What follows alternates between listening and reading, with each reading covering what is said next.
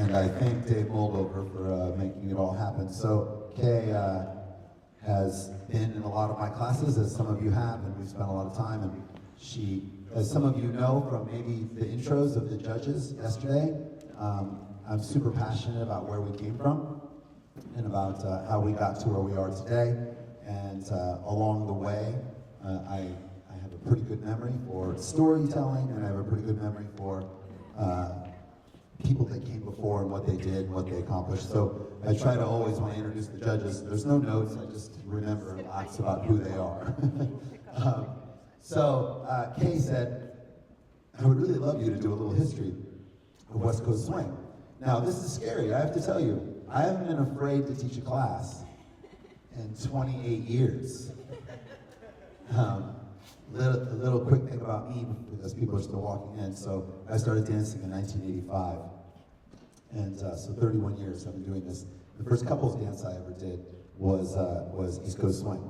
So the very first thing I ever did, first time I ever stood up and did a couples dance was East Coast Swing. I was at a place called Swiss Park in Fremont, California. And I went with a friend of mine, and we were sitting there watching. We had learned the Elvira Freeze, the line dance of the day, from the Oak Ridge Boys, the Elvira. And 1985 was the song of the year. And so we did that one dance. We showed up, and it happened to be, his mom took us, we weren't old enough to drive. So it was the first dance that they did when we showed up. So then we were done, because that's all we knew, right? So, but I was 15 years old, 1985, and this woman, she was 65 years old. Her name was Mary Hendricks. We called her Grandma Mary. She walked up and she said, "Do you know how to swing dance?" And I said, "No, ma'am, I don't." And she said, "Well, I'm going to teach you." And she stood me up and she taught me how to do single time East Coast Swing to a song called House of Blue Lights by Asleep at the Wheel. And I remember it seriously like it was yesterday, because obviously, as I stand here with you today, 31 years later, it was life-changing to me, because it started my love of swing dancing. And so she told me stories. That's 1985, she was 65 years old. So she told me stories about swing dancing in Northern California and how that all took place. And then I told you all that I took in 1987. So I was an East Coast swing dancer, that's what I did. And I did East Coast swing until 1987, until I took my very first West Coast swing class from Carrie Hill Lucas at a place called the South 40. North 40 was a different bar. South 40, which was a bar also in Northern California, but allowed kids in on Sundays and Saturdays if there were special workshops. So I wasn't old enough to drink, but I was old enough to take a workshop. And that night, I went to this dance and danced all night. And then I got to meet amazing people like Michelle Kincaid and Phil Trow and Danny Canziani, who all kind of showed me a lot about what West Coast Swing was. So, and then along the way, I also got to meet and talk to a lot of the what we would call old timers, right? The creators of the dance who are no longer with us today. So before we get started in all of this, I just want to thank a number of people, because I'm going to probably miss them through this, because I only have an hour. So people like Kay Cannon and Lori Hale, and of course Skippy Blair and Sonny Watson. Sonny Watson's amazing, by the way. Many of you guys, he teaches in Southern California. Go to his website. If you've ever seen him at a dance event, talk to him. He's super passionate about the history of dance and has done lots of research. So Sonny Watson, Kenny Wetzel, Carlito Ruffoli, for me, Jack and Annie Hirsch. I got to spend a lot of time with them. I also want to thank people like Frankie Manning, who I got to spend a number of hours talking with, and Norma Miller and Don Hampton. These were all Lindy Hoppers. I got to have a nice conversation about the Savoy Ballroom with a gentleman named Harold Nicholas at one point in time, who was a part of the duo of the Nicholas brothers. And so just and I always wanted to know what it was about. So talking to lots of people, and I'll try to remember them as we go as well, but I just wanted to one blanket statement to all the people that came before me, and all the people that I got to talk to, like Truman McCullough in Texas, and Penny Crabtree, and Rosemary Malady, and just people that taught me a lot about, and of course Charlie Womble and Jackie McGee, and just all these people that had so much to do with what I know about the dance and what I've tried to retain about the dance, and the Schwimmer family, and it's all been amazing. So first, I just want a big round of applause to everybody who came before, and those that aren't with us anymore, because there's a lot of them that aren't with us anymore. It's super important to understand. Okay, so I'm going to get rolling into this, right? So here's the thing I want you all to understand. We don't have that moment in West Coast Swing, that one moment they have in Lindy Hop. That moment of weird noise. So there's a moment in Lindy Hop. So I'm going to go back to Lindy Hop section. There's that moment in Lindy Hop where George Snowden coins the phrase. Shorty George Snowden coins the phrase. We know it. We know it historically, almost today, when Lindy Hop was called Lindy Hop, and where we don't have that in West Coast Swing. We actually have a lot of. So this is going to be a little bit of we're going to do a little biology lesson. So we're going to talk a lot about evolution, right? So there's 3 types of evolution, right? There's convergent evolution, parallel evolution, and divergent evolution. Yes? Anybody back me up on this? Great, right. So divergent evolution is the idea that when we were Pangea, let's think about this. When we were Pangea, what was Pangea?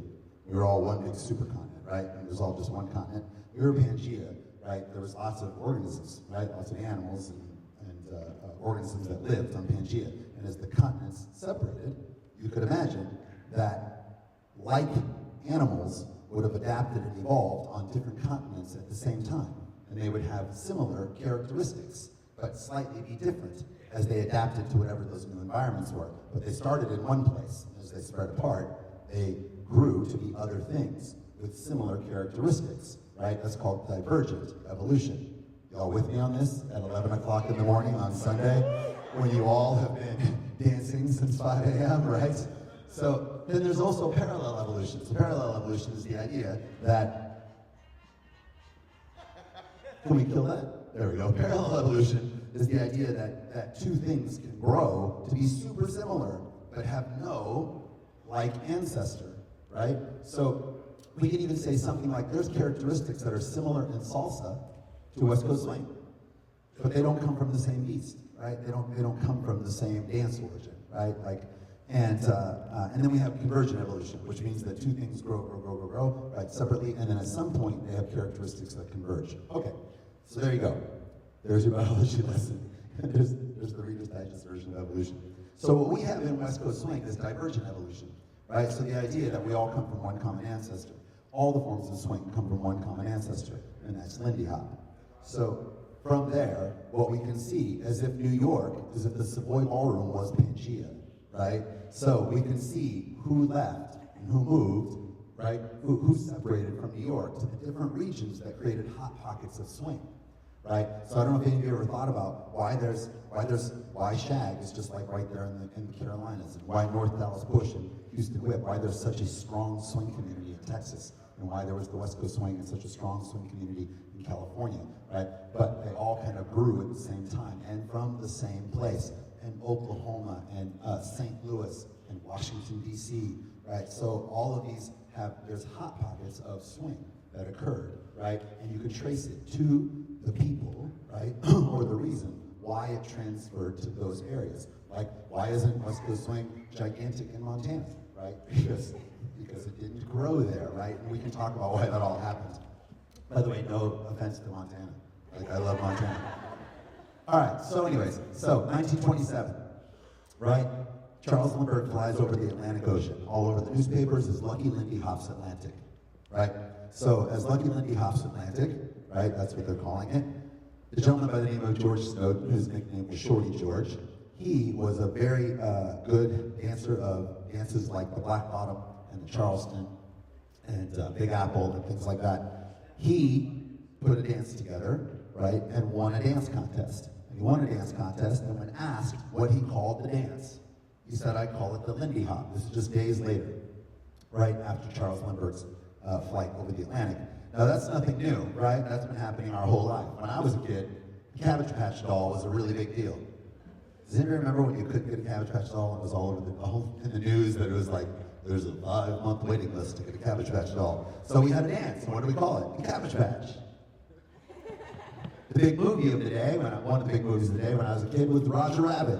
It was groundbreaking, cartoons and people interacting, right? Roger Rabbit. So we had a dance called the Roger Rabbit, right? So we've always named dances after popular things that have happened at that period of time in the media. So Lindy Hop, no exception to that rule. Say yes. Great. So the Savoy Ballroom This is 1927. The Savoy Ballroom was the first integrated ballroom in America where the blacks and whites came to dance together. Now I'm going to try to, as much as I can in this hour, talk a lot about the fact that there's real racial issues in how swing formed. Real racial issues. How it formed, how it even formed and got the name, why it changed from Lindy Hop or just being called swing to even West Coast swing. How we got to where we are was racially based. And shag, and so we're going to talk a lot about that.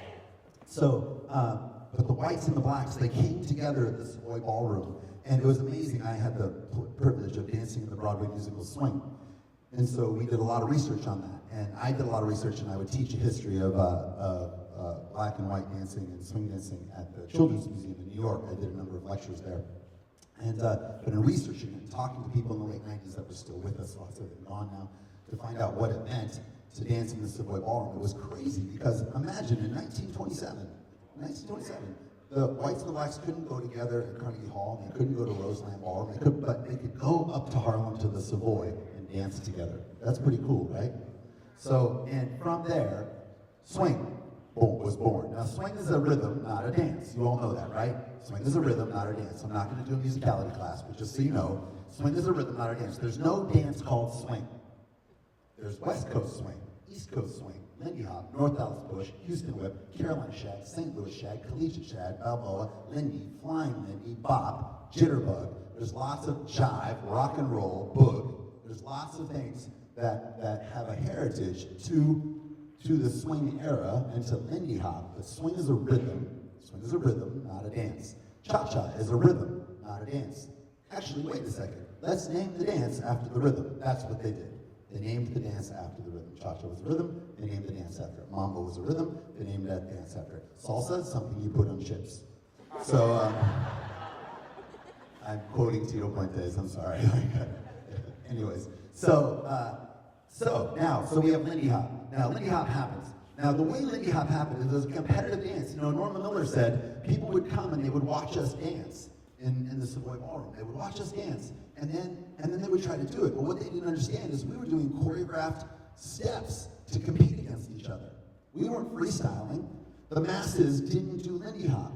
Your grandparents or parents, right, or great-grandparents didn't dance Lindy Hop because it was a really hard dance to do, a super athletic dance to do, right, that was used to compete. When I was a kid, breakdancing was the way it happened, right? I was lucky enough to be around when breakdancing and pop locking was popular the first time.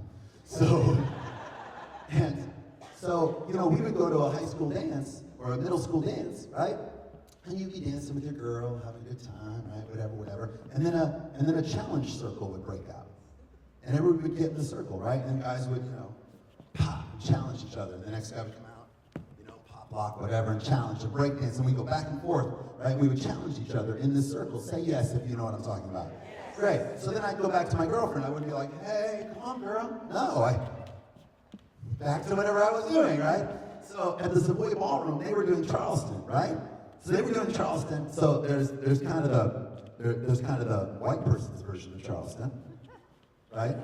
And then there was the black person's version of Charleston, right? That happened. And we saw different versions of how the Charleston. So you'd go back and they would Charleston and they'd do the black bottom and they'd do the collegiate and all these other dances. And then they'd break out into a jam circle and they would challenge each other with Lindy Hop. But it was choreographed steps, just like it was choreographed movement in breakdancing, right? To challenge each other. It was a competition. You all with me on this? Because it was a really hard dance to do. So I want to show you just a little bit. If we can do Dave. So, because lots of you have heard of the move, the Shorty George, and lots of you have heard that story. But check this out. Let's go to number 3, clip number 3. This is, for those of you who've never seen it, Shorty George Snowden. Now in this movie, he's not called George Snowden, he's called Shorty something else. I forget what they give his name in this movie. But he's doing the Charleston with breakaways, which you can see is the predecessor. It's the one of the parents to Lindy Hop. Can we do that, Dave? So he comes up next. Couple number 3, Shorty Stump and Liza Underdone. So for those of you who've never seen it, that's Shorty George Snowden right there.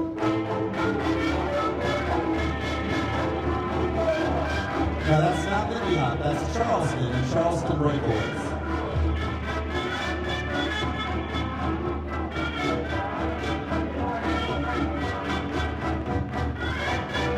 That's good right there. Round of applause for Shorty George Snowden, right? That's the guy who coined the phrase. Now you look at that and it starts to look a little like swing, doesn't it? Right? We can start to see where it comes from. So if we go to the next clip, clip number 4, we actually see Shorty with B. Shorty with Big P was her name. So and now there's Shorty Big P. Now this is Lindy Hop. Athletic, fast. Could you imagine this being a social dance?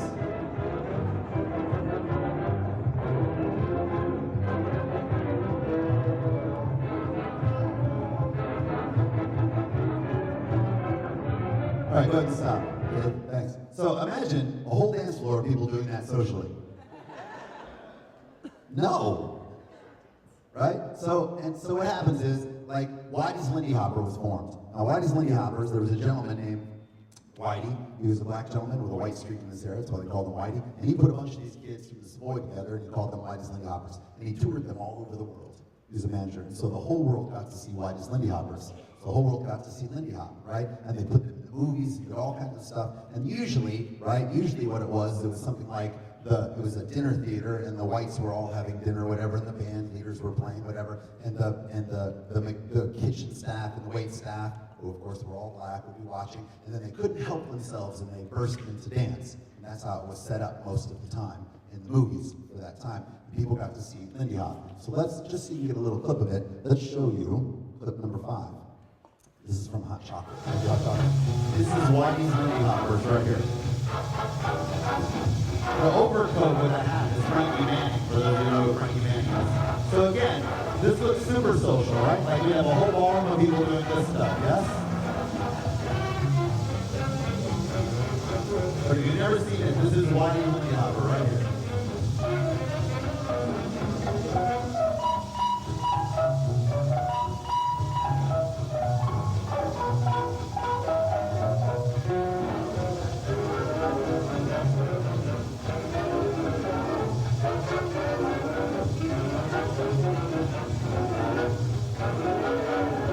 I'll let you get to Frankie Manning. He's in the back there with a hat, the overcoat.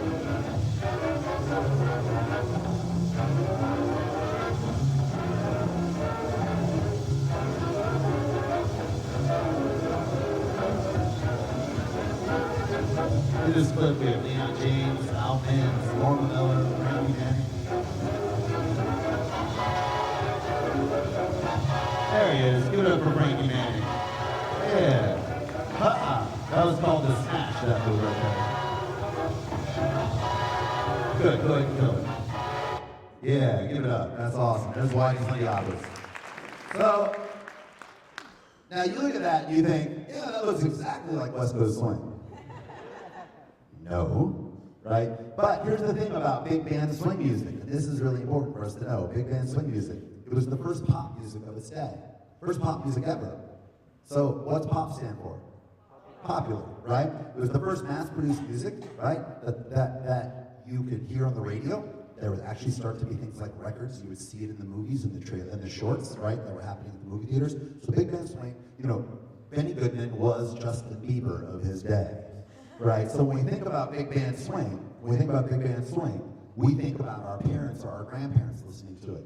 But they were kids when they were listening to it. Teenagers listened to big band swing, not the adults. The kids, right? And then they wanted to dance to it. You want to dance to the most popular music, right? So they see Lindy Hop, right? And they want to dance to Lindy Hop. But the Lindy Hop that they're seeing is way too hard. So the dance must adapt and evolve for the masses to be able to do it. Say yes. Great. So what happens is, we see Lindy Hop. Lindy Hop's a competitive dance. They're jamming, they're having a good time, but it has to start to calm down. It has to start to take shape. And it does. Now, there's a number of ways it happens, and I'll talk about the 6 count in a second, how we got to the 6 count. But the 6 count helped. But people like Eartha Murray came in, and Dean Collins came in, and they did things that started to shape the dance to make it a little bit more easy for the masses to do. So the first thing that started out is we started to do the 6 count. So what was the 6 count? So here's what we know about Lindy Hop and what happened with Lindy Hop. Is that Lindy Hoppers were super musical. And as they did start to create the walk, walk, triple, as it's basic that they could do, right? It was still fast, it was still athletic, but the Lindy Hoppers were very, very musical. super musical, right? So they would hit things like the one, big accents. They'd Lindy Hop, they'd go 1, 2, 3, 4, 5, 6, 7, and 8, and 1. So they'd hit and 1, da-da, and 1, and they'd hold beat 2. How many beats to get back to straight 8s? Say it. 6. So I do an 8 count, I hit 1, I hold 2. I need 6 counts to get back to straight 8s. Lindy Hop, and its basic, is done to straight rhythms, straight 8s. Any of you ever wonder why we have a 6 count basic in West Coast Swing? None of you have ever wondered that. Not a single person in here, nobody who knows music, nobody who takes other dances, goes, why the heck do we have a dance that's off raise? Right? So they hit, and 1, hold 2. Now, somebody say, all of you say, break step. Say it again, break step. Break step has a couple of different meanings in dance. Break step, by one definition, is the breaking of a set rhythm. The breaking of a set rhythm that's already occurring. A break step is the breaking of a set rhythm that's already occurring. Another way that they use break step, especially in like ballroom dances, is a change of direction. So you do a break step as a change of direction, and a break step is also, right, a rhythmical change in a set step. So those are called break steps. So break steps already exist. So I go, and 1, hold 2. Now I need a break step to get back to straight rhythms, because the break step would get me off rhythm or back to rhythm for the need of musicality. Listen to that. A break step I would use to get back on beats or to go off beat and then to set up some sort of piece of musicality. I'll show you what I mean by that in a second. So I go, and 1, hold 2. And then I go 3, 4, 5, 6, 7, 8. What does that look like? 3, 4, 5, 6, 7, 8. What does it look like? Which was first called a what? Push break. A push break, because it was a break step. It rhythmically got them back to the beat. Y'all understand that? Did any of you just go, whoa? Right, so understanding, so what they did is they had lots of 6 counts. But the 6 counts were to get them back on beat, or what would happen is that, can I borrow a second, Shauna? Everybody say hi, Shauna. So if I wanted to hit a 1, I could also go 1, 2, 3, 4, 5, 6, 7, 8, 1. So instead of counting this, 1, 2, 3, and 4, 5, and 6, 1, 2, 3, a Lindy Hopper wouldn't count that way. They would use the break step to get off the set 8 to set up the new 1. I know I just lost most of you, but hang in there. So if I go 1, 2, 3, 4, 5, 6, 7, 8, 1, I did what looked like a 6 count to then set up this next piece, right? And then I would do things like, right, I would go, and 1, hold 2. And then they do other break steps like 3, 4, 5, 6, 7, 8. What'd that look like? Unarmed turn. Or they'd go, and 1, hold 2. 3, 4, 5, 6, 7, 8. What'd that look like? A side pass. All of our 6 counts were break steps to try to get us back, because I was there in 1927. I just used Mary Kay Cosmetics, so I look good, it's great. So the idea, right, was that the 6 count was created for rhythmical structure to hit music. It wasn't their basic, right? Give Sean a round of applause. So, I'm nervous. I have to get a lot done in an hour. They should give me 2 hours. Yes? Next year, right. All right. This is a teaser for a longer one, right? So the idea there, so in comes Arthur and Catherine Murray, right?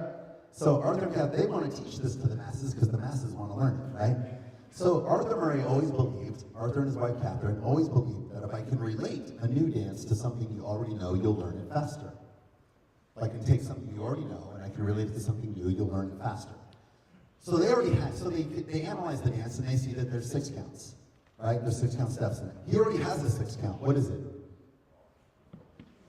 Foxtrot. Slow, slow, quick, quick, right? Say yes. Great.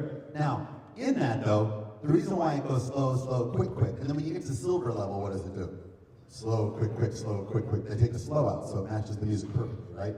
But at the beginning level, they don't, because Arthur Murray also believed that every time the step re-begins, the man should start on the same foot, because they're going to have a hard time remembering that you go left and then you go go right, and you go like, so we'll start it always on the same foot. It's just easier to remember. Everything was for the simplification of the masses. You with me on this?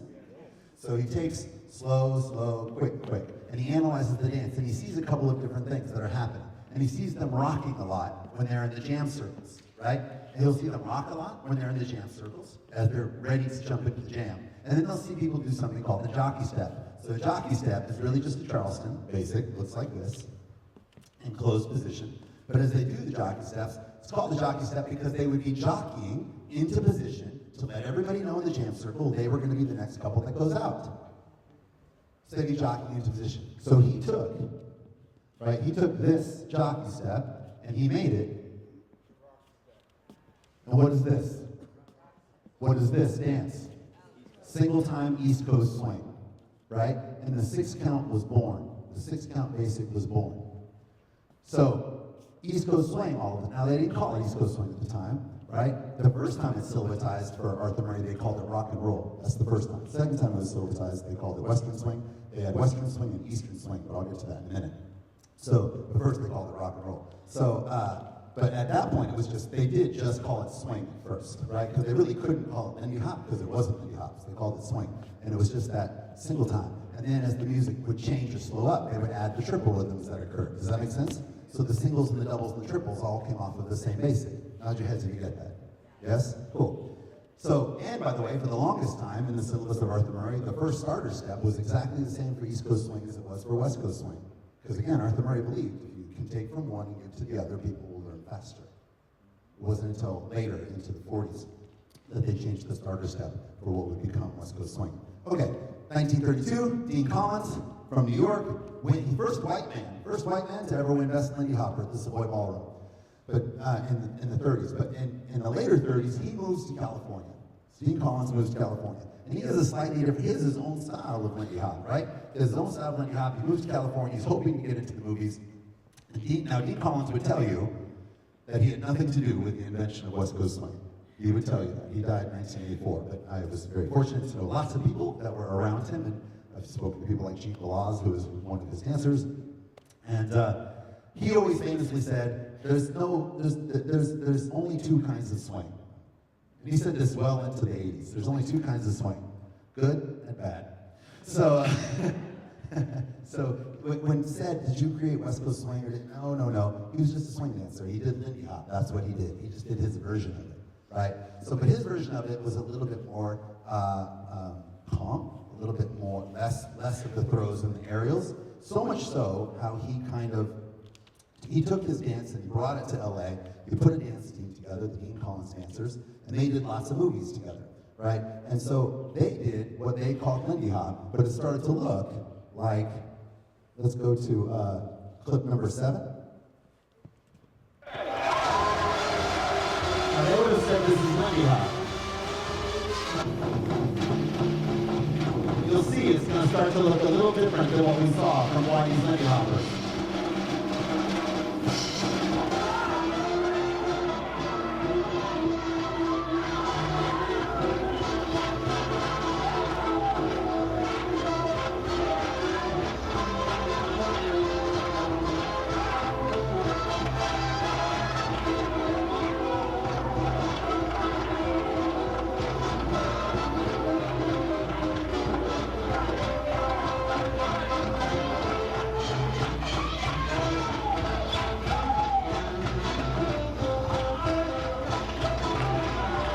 Go ahead and kill it for a second. Right. Did anybody notice that at one point in time he did 3 sugar pushes to get back to the 1 to do the swing out? Nobody's counting and paying attention. So they did the trade-off. He got her in a weird phrase and did 3 sugar pushes until he could lead the swing out on count 1 of the new phrase. Because he used the push break to do what? Get back to the timing. You with me on this? So, but you can start to see, now they would call that Lindy Hop. Now that was done in California. You can start to see where what? It starts to become West Coast swing, right? That starts to look a little bit more like what we do. Not so much because the music's so different and it's faster, but when he was dancing, when they were dancing before he goes into the Flying Lindy, when he was dancing, he was more upright, wasn't he? He was more upright. He was standing, and it was a little bit smoother, right? They weren't down, not as athletic, not as fast musically. Nod your heads if you all get that, right? Cool. So it started to happen. So, and by the way, when would you say that was? What era? What was going on in the world during that? Say that again. One more time. World War II. So here's what happens. 1927, Lindy Hop, right? Whitey's Lindy Hoppers in the 30s, everything else, right? People are dancing to it. It's the most popular music at the time. Lots of people are doing the East Coast swing. So that's why your grandparents, great-grandparents probably did something more like East Coast swing than they did Lindy Hop, because the masses could do that dance. It was an easier form of Lindy Hop. The masses could do it, right? So they're doing that kind of dance, but there's still people doing Lindy Hop stuff. And then they're like, so in the 1930s, anybody know who Benny Goodman is? So Benny Goodman played in this ballroom called the Palomar Ballroom in Los Angeles. And he played in the Palomar Ballroom in the 30s in Los Angeles. And the newspapers, the LA, I don't know if it was the LA Times, I don't know that. But the newspapers said, you know, jitterbuggers filled the aisle. Because they did. They jumped into the aisle, they filled the aisles. And then he goes to the Palomar Ballroom in California, he goes to the Paramount Ballroom in New York, and he does the same thing. He plays. This is in the 30s. And again, the newspaper headlines are, Benny Goodman concerts, jitterbuggers fill the aisles. Because they couldn't just sit and watch the concerts, they're dancing in the aisles. Which, by the way, there's lots of people that believe that West Coast Swing created the slot for dance. We didn't. And it didn't happen because in the movies they wanted to be seen. Slotted forms of what happened in Whitey's Lindy Hoppers. It was a part, the slotted steps. There's lots of folkloric reasons why the slot came up. Smaller ballrooms, films, there's actually no factual evidence to that. What we do have actual evidence to is that Whitey's Lindy Hoppers and people like that had slotted movement, lots of slotted movement. The other thing about that is as they started to get up at Carnegie Hall and the Roseland Ballroom and the Palomar and the Paramount, as they got up to dance while they're at a concert, anybody here know? Do you think you could do what you saw Shorty doing in an aisle? No, as far as I know, most aisles, like quote Sonny Watson, most aisles I know in concert venues are slotted. So the kids had to adapt their dance, didn't they? Does that make sense? Say yes. Right, so the slot's always kind of been there. There's no one particular thing that created the slot, and lots of different forms of slotted swing that have occurred. Okay, so now we start to see where we're making that transitions in Los Angeles. Now there's a woman by the name of Myrna, I'm going to forget it. Myrna. Myrna, right? You know how to spell Myrna Minor. And she was interviewed by Arthur Murray, and she started talking about what she saw. This is in the 40s, what she saw people doing, and she called it sophisticated swing.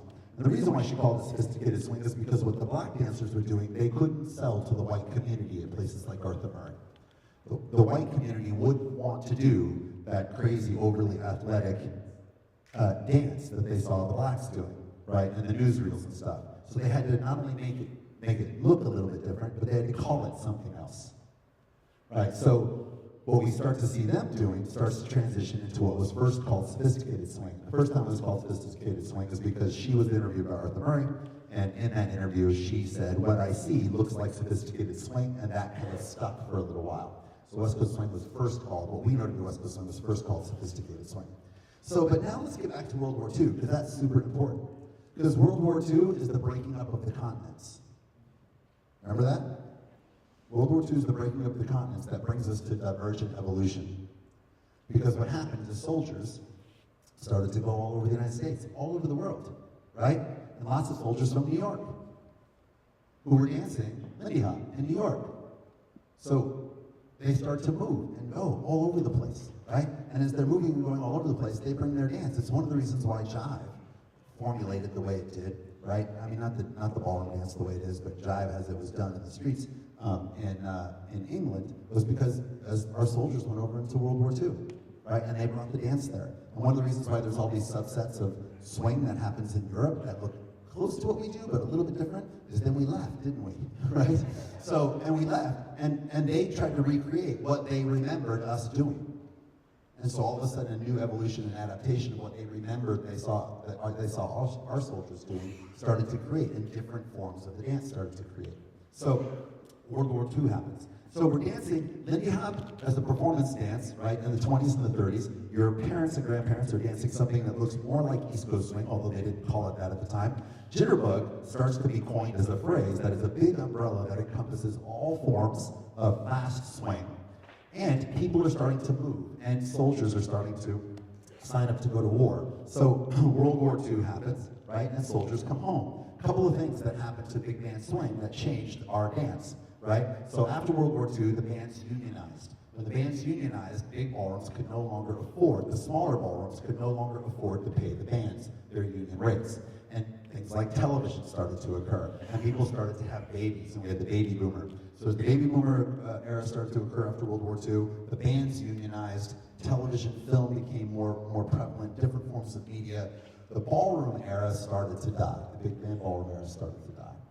And as it started to die, the music changed as well, right? So as the music changed, the singers, lots of the singers came to the forefront, and they became more important than the music, right? So people like Frank Sinatra, who do things like sing for Harry James Orchestra, right? And like it was the Harry James Orchestra, and then Frank was just the singer, right? So all of a sudden, the singers became more prevalent, and the music shifted a little bit, because they wanted to make it far more about the vocalizations. So it even would slow down sometimes so that you could hear more about the lyrics. So as that happened, the dance had to adapt, right? So there's a little evolution that starts to occur. Now that starts to occur in a couple of different places after World War II. It's occurring in California for sure. They're calling it sophisticated swing.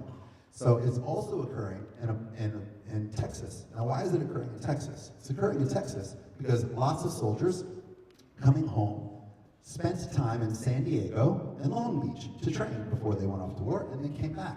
And lots of regiments and soldiers from Texas were stationed in San Diego and Long Beach, and they learned that sophisticated style of swing that was going on there. Now, it wasn't called West Coast swing, but now as they're sent home to Dallas and to Houston, and they bring this dance that they were doing in California.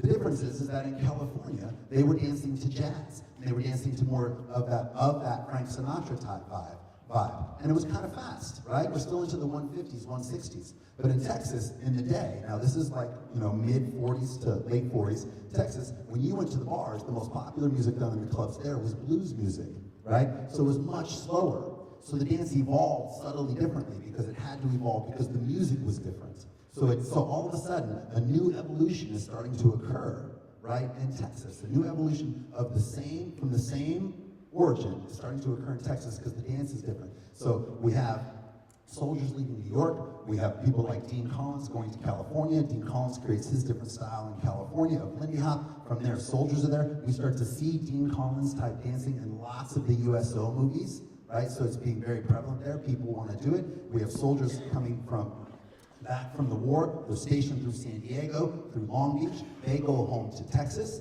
and they bring that dance to them in Texas. And so all of a sudden in Texas, we have North Dallas Push and Houston Whip. So North Dallas Push and Houston Whip are two slotted forms of swing that look very, very similar to West Coast swing. Not because they came from West Coast swing, but because they're brothers or sisters or brother and sister, whatever you want to say. They are siblings of the same parent, right? And the formulation happened post-World War II in California. You with me on this? Say yes. Okay, great. So, because this is all going to feed us back to how we get to where we are in West Coast swing today. So, that happens. So now we have sophisticated swing going on in California. You with me on this? We have North Dallas Push and Houston Whip going on in Texas. You with me on this?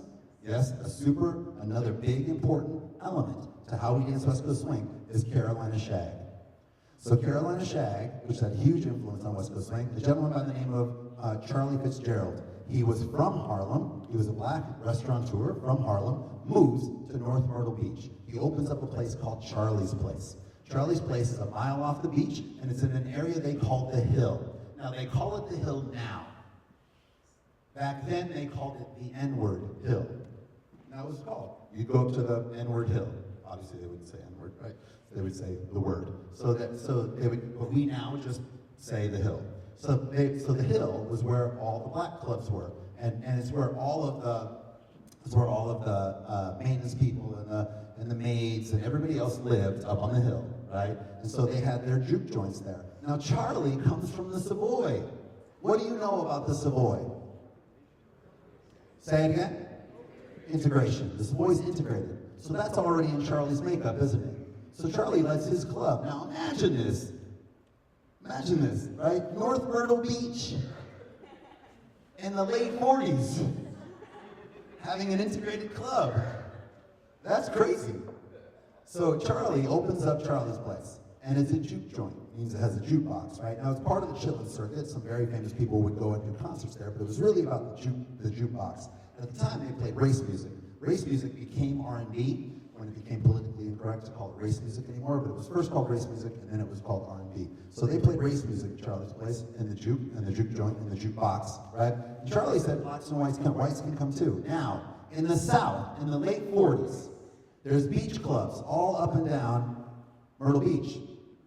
And the kids love the music their parents hate. It's all relevant to today, isn't it, right? So the kids want to listen to race music. The white kids want to listen to race music.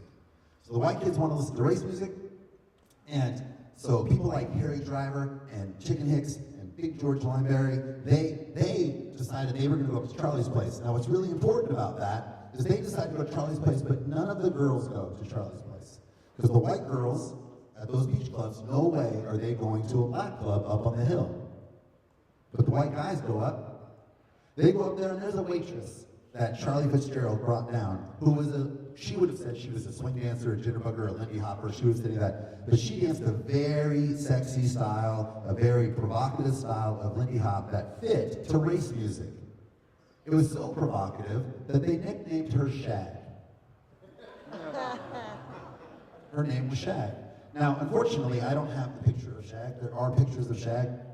I'm gonna try to put some of this, but when I get to the 2-hour version, I will show you. There's factual evidence on Shag. There's pictures of Shag, all that kind of stuff. So at Charlie's Place. So Harry Driver used to go and dance with Shag all the time.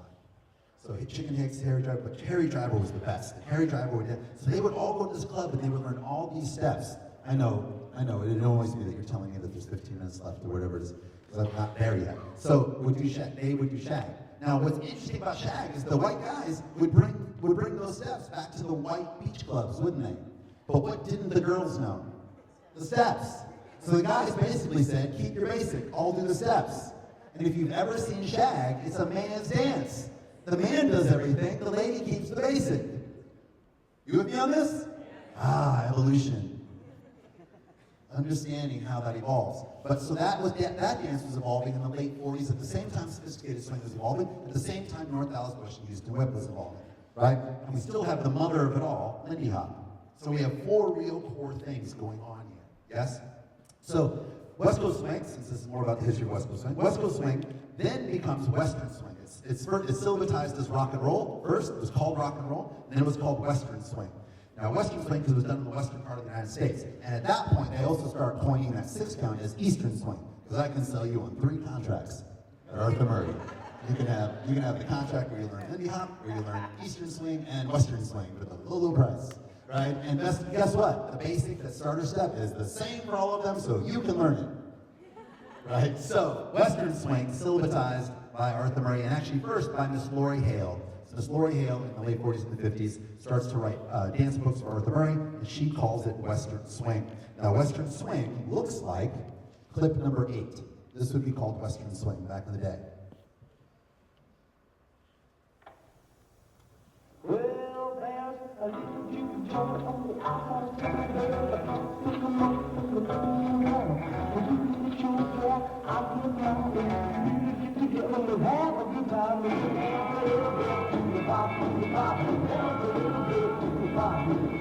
See, now we know where Benji got that leg over kick, right? You all see that?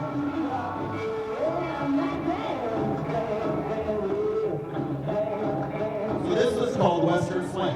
Starts to look a lot like West Coast swing, doesn't it? Just a little fast, right? But kill it, because we're running out of time. So that's called Western swing. So, but then there was starting to be some confusion. So, Jim Bannister of the Herald American newspaper was talking to this amazing woman by the name of Skippy Blair back then. So Skippy Blair was also working with Lori Hale on the Arthur Murray chain.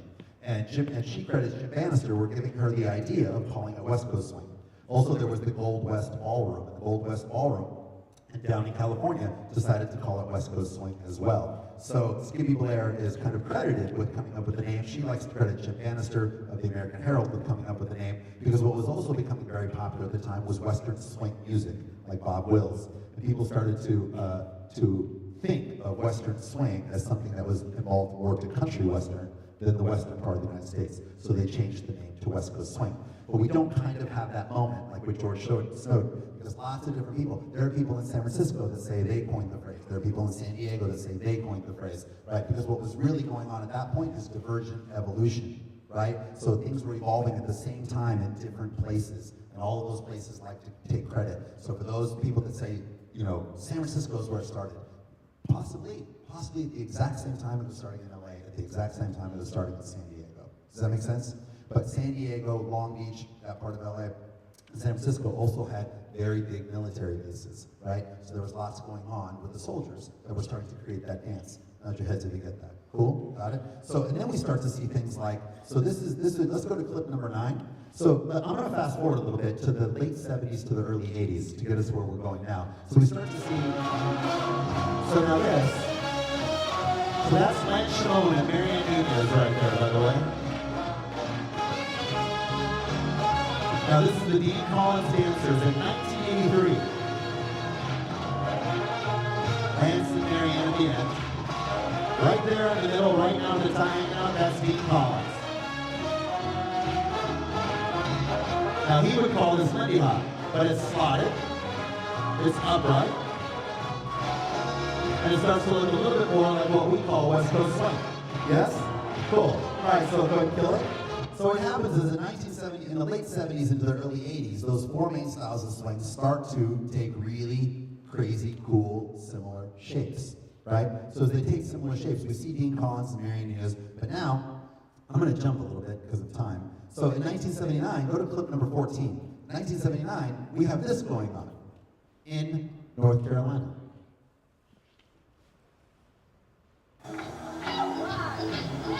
This is Charlie Womble and Jack McGee.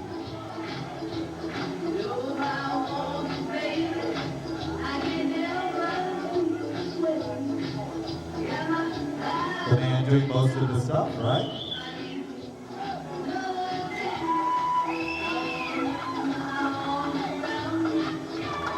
The way to keep it basic. And we have shag happening in the South. Lots of stuff that we see happening today in West Coast Swing footwork-wise. Cool. Go ahead, kill it. Give Charlie and Jackie a round of applause. It's pretty awesome, right?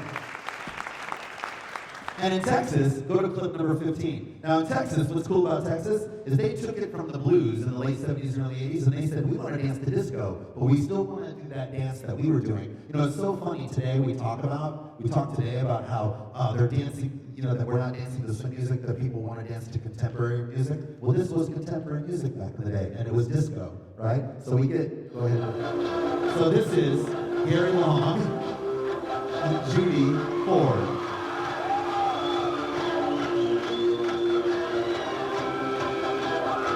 And you'll see some push and whip here in a second, I promise you.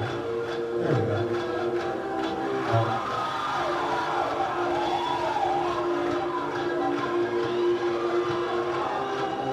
There it is. So you see that double resistance push and whip.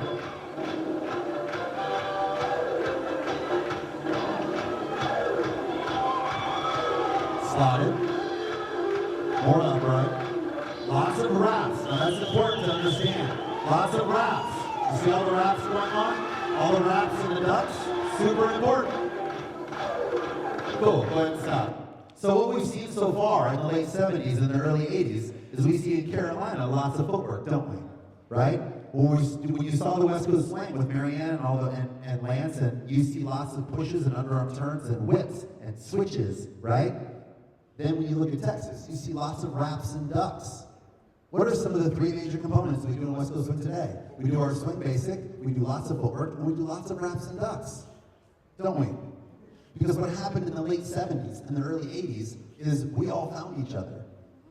The world started to get smaller, and people started to travel, and dance competitions started to happen.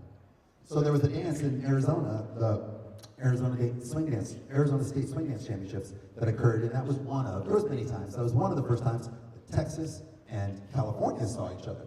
And it was a little like, hey, your chocolate's in my peanut butter, your peanut butter's in my chocolate. Reese's peanut butter cup, right? So as the world got smaller, we didn't know that these divergent evolutions were happening, right? Until later, into the 70s and 80s, when we converge. And we're like, oh my God, we're all kind of doing the same thing, but yet subtly different. And the differences evolved because of the music, right? The difference evolved because of the music and because of things like Charlie's Place, where the women didn't go. So all these different things started to happen, but also the footwork that Shag did and Harry Driver and Chicken Hicks and Big George Lindbergh, all that footwork stuff that they did, right, was relevant to the guys being able to dance and do all that footwork, right? And then they started to do tandem movements that they teach to the ladies. In Texas, they're doing raps and ducks and all that kind of stuff. And in West Coast, and on the West Coast, they're doing West Coast swing, and that has all more of the direct lineage to Lindy Hop. So it brings us into the 80s and 90s, where we all start to dance a real hybrid of the dance. So the dance now is, so what happens is people start to go on the circuit. So people like Gary Long and Frank LaFamina, right, and Charlie and Jackie, right, and then later into the later 80s, Mario Robau, right, and then from on the West Coast side we have Wayne Bott and then we have Wayne Bott and we have Randy Albers and Joe Marchione and Phil Trow and all these great leaders, and then we have the women like Jean Velaz and Penny Crabtree and Jackie McGee and Charlotte Bott, or was Charlotte Jansen at the time, and Marianne Nunez and Jack and Annie. So Jack and Annie, the man who invented the Jack and Jill, right? So he would say he was dancing West Coast swing here, right? But to some people, it would look like they were dancing Lindy Hop. Go to clip 10. I'm going to run a few minutes over. This is Jack and Annie right here. That man right there invented the dance competition that we're all going to be doing today. Harvest Moon Ball winner from the 40s. With the one and only Annie Hurd.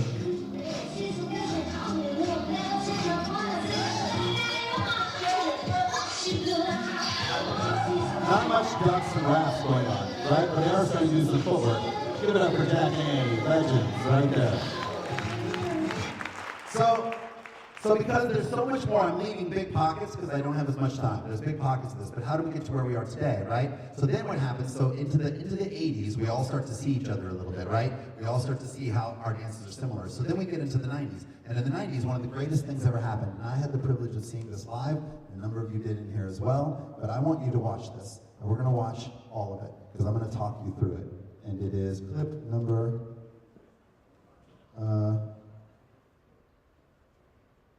you ever just know you had some? Oh, I know, because there's a second page. So you have 2 pages of video clips that I'm not going to be able to get to. Go to 19. Go to 19, because I want you to see how we all came to the dance we do today. The one and only Kenny Wetzel right there. Atlanta, Georgia, St. Louis, Missouri, Valencia, California, and Santa Barbara, California. Team USA. Yeah. So right now, you have coming out Charlie Womble and Jack McGee, the greatest shag dancers. Right? You have Rand Shimon and Lynn Bogan for West Coast Swing. John Dubitsky and Sylvia Sykes are going to be doing Balboa and Lindy Hop, and Mario Robau and Val LaFamina doing Push and Whip.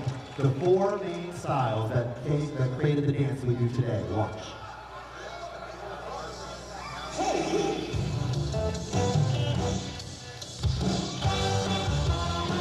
Little Lindy basic. A little swing up, now some sophisticated push, and really more West Coast swing, but we'll show you in a second.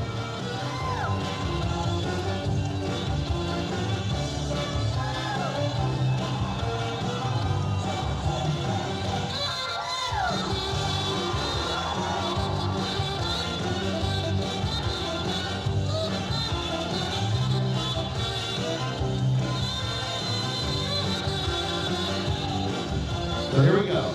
This would be West Coast Swing. Fast and almost look like Lindy. Rand Shimon and Lynn Bogan. Why don't you all clap for them too? 2 legends no longer with us. Slotted. Still even kicks. Holdover kicks from Lindy Hop.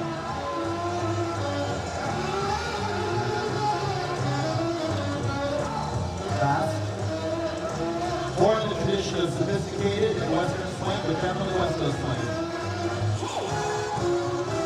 This is going to be some Balboa, Charleston Breakaway, Jonathan Bixby, and Sylvia Sykes.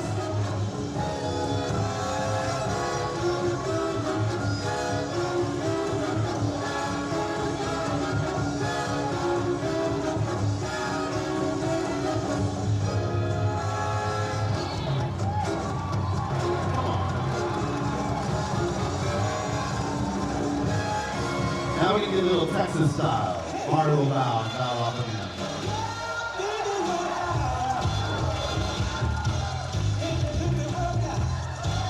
Laughs and ducks.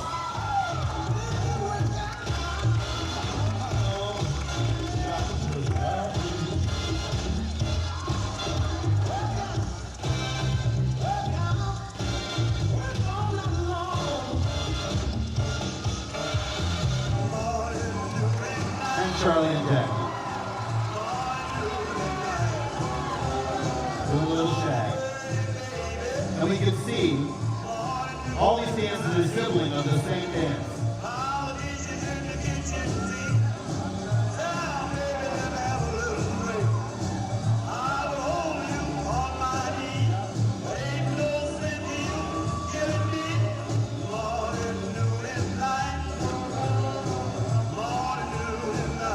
Now they're all going to get together and do similar steps.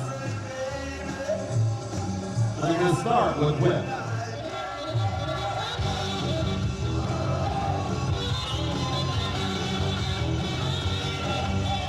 All the wraps. The double resistance. And then they're going to go into West Coast swing. A clear 1-2, no double resistance. Then they're going to go into shag. All at the same time. There's the shag. There we go. So from whip to West Coast to shag.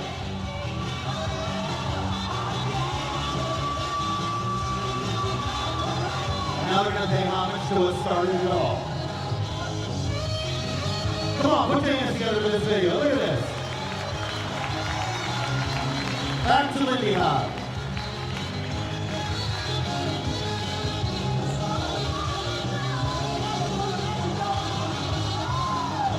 That was the first time.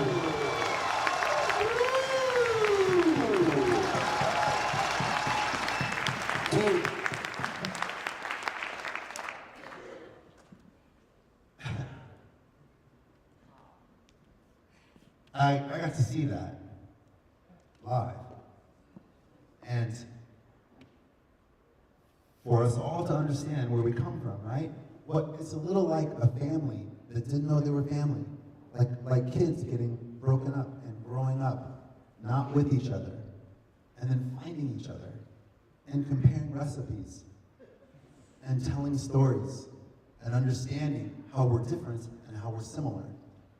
Now, what started to happen is Jack and Jill contests and competitions all over the US. And so we would have a Mario Robau, or a Frank LaFamina, or a Randy Clements dancing with a Charlotte Bott, or a Marianne Nunez, or a Michelle Kincaid, or a Kelly Casanova. Or you would have a young 20-something-year-old Robert Royston dancing with a Jackie McGee in a Jack and Jill. And we had to merge our styles. But they weren't so different that we couldn't. And the dance changed. It changed drastically, right? So it changed because of music. It changed because of region, right? All back from Lindy Hop to where we are. Now, the great thing about all of our dances, right, is we've all appreciated each other and learned from each other. So what's happening today? So since then, tango has had an influence on what we do. Country dancing has had an influence on what we do. I do want to do two things real quick. I know you're going to be so mad at me. You guys, I'm sorry, Dave is going to hate me, but so go to clip 21 for 5 seconds. Because this was number one from Rockville, Maryland, Dave Duran and Don Gorstad. Don Gorstad is also known as Don Garrett. Dave, fast forward into this clip about a minute. More. Go a little more into it. So this is Barry and Don dancing to country music at the U.S. Open. That's Don Garrett, your head judge right there. So now we have country dancing influencing it, right? This is Brooks and Dunn winning the U.S. Open. All right, kill that, right? Just so you all understand. So, I remember that too. I can do that. Oh, that's Dawn over there. Ah, that's awesome. Right? So you go to, and then you start to see all these shapes take place. And there's lots of other people like Wayne Bott and Charlotte Bott and Robert Cordova and Hildy B. And I have to say the classic division really became the classic division because of Phil Trow and Michelle Kincaid, because nobody did choreography until them in 1986. There's so many things that I'm missing that I'm not going to get to because I need more time. But what I want you to understand is, so what started to happen is once we realized all these dances could come together, and we have these different leaders, these different followers dancing with each other in Jack and Jill's, the dance changed shape to the hybrid you dance today.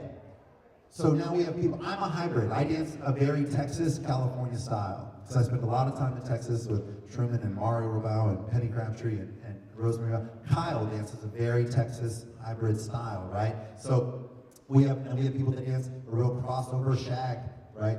You watch Khalees Keys, like more like Texas and shag, right? And what she does. So we all can do all of it, but there's hybrids going on there. And some of those hybrids happening today are Zouk in West Coast Swing. Now lots of people go, Zouk and West Coast Swing, we shouldn't let that in. Really? Because we've been adapting our entire life. The entire life of this dance is about adaptation. It's about understanding that we must adapt to evolve.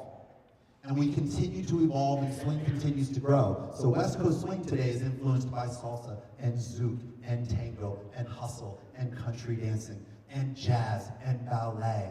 Because what we discovered in the late 70s, early 80s, and then more so in the late 80s to the early 90s, what we discovered is there was lots of pockets all growing up from the same parents. There was lots of pockets of this dance, and we work best when we work together and learn from each other. So where's West Coast Swing today? West Coast Swing's in another transition. West Coast Swing's growing again. People say, oh, we should only dance to swing music. Really? Because in 1979 in Texas, they were dancing to disco music.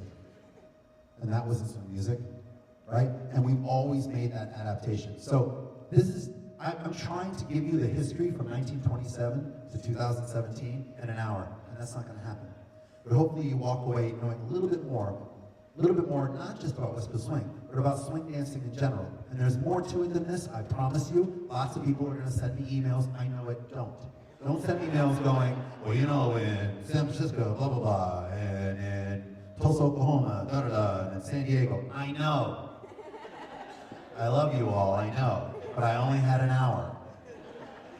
And so what I was trying to get to was just you understanding maybe a little of the names, understanding the 6 count, understanding that the magic of the slot isn't some sort of movie thing that happened, right? And that why we dance a dance that's footwork based, rapping, lots of raps and lots of ducks, right? It still has a swing element to it, is because of what you just saw with those 4 dances. I do want to say this, the greats of today, the Benji Schwimmers and Nicole Blanches and the Jordan Frisbees and the Tatiana Molmans and the Sarah Van Drakes and Kyle Reds, the greats of today, and the greats that were the Robert Cordovas and Deborah Sekes. And I'm missing lots of people, and I'm going to get them being pissed off at me that I didn't mention their name.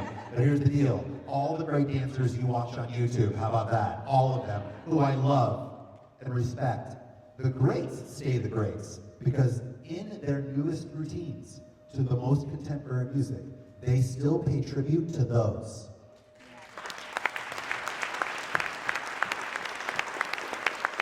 And what needs to start to happen, Ruud Vermeer wrote a book called Thinking, Feeling, Acting, Latin Dance. And he does a whole chapter on origin of dance. As long as you push the envelope of the dance while honoring the origin, the dance stays true to itself, but will always grow. What's happening right now, and it's a little of our fault. When I say our fault, I mean people like me that have been doing this dance for many, many years, is if I want the all-stars to learn how to Shorty George, I should teach them how to Shorty George. What's happened is we've gone to a place where we're all looking for the new, and we're not spending the time to learn the old. So we should learn the old while we implement it into the new. So where West Coast Swing is going right now, I'm excited about, because I see a new energy from the advanced and all-star dancers to want to learn the past, to Despite what people say, lots of people will say that advanced and all-star dancers aren't swing dancing anymore. No, it's not true. We're playing music that has samba rhythms. We're playing music that has cha-cha rhythms. And we've always adapted to the music. So we're adapting to the music. What we need to make sure we do is in that adaptation, we stay true to our origin a little bit. Does that make sense? So take those classes. We should be encouraging event directors to put classes on how to shorty George, how to do a swing out, what's a shag basic, right? We should do advanced all-star classes on old school moves and not make the words old school. Let's not make the words old school bad. Let's make it our origin.